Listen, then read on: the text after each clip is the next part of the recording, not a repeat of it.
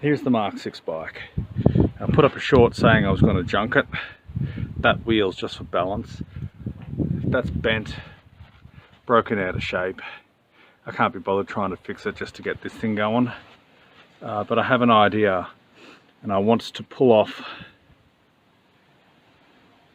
this because I have a sneaking suspicion I may be able to use it elsewhere.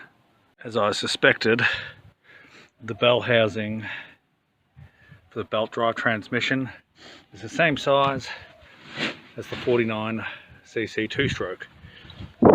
So of course I'm going to go ahead and stick the belt drive transmission onto the 2-stroke. Obviously this is just a test fit. I couldn't stick it out the back because it was getting in the way of the carb. But you know what? It fits perfectly. And likewise, the pocket bike clutch can be kept here. Now I've got absolutely no way of mounting this engine at the moment.